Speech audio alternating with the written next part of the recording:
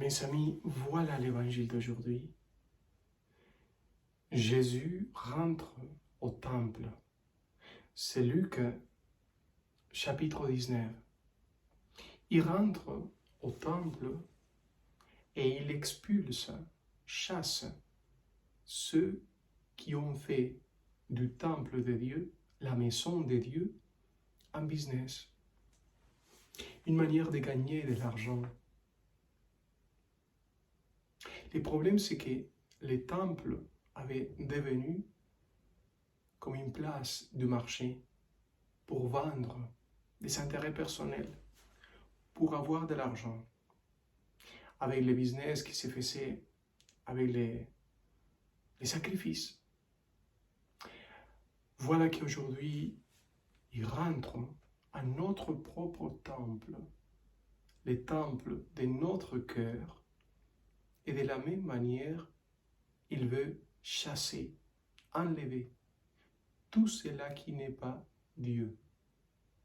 On a plein de choses dans le cœur, dans notre personnalité, dans notre nature, qui ne vient pas de Dieu, que c'est vraiment le contraire de la volonté de Dieu.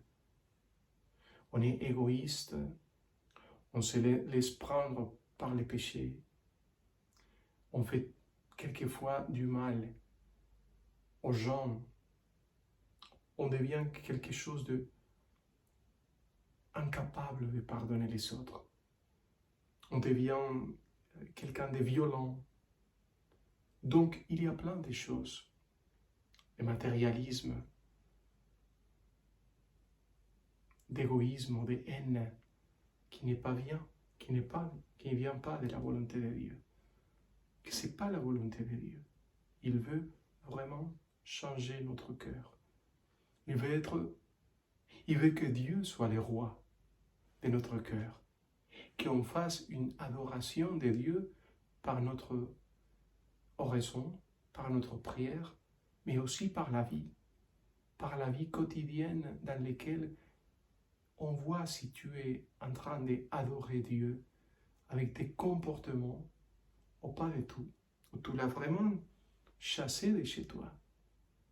Il veut que ton temple, ton cœur, devienne une chose extraordinaire, un château intérieur dans lequel il peut régner, il peut être le roi, son Père, le roi de notre cœur, l'Esprit Saint qui donne la vie à ton cœur, que tu sois vraiment un temple, le temple de Dieu dans lequel il peut être le roi, le Seigneur de notre vie, qui soit capable de refaire, de transformer ton cœur et te faire devenir quelqu'un d'extraordinaire, plein d'amour, plein de sainteté, la beauté de Dieu dans ton cœur.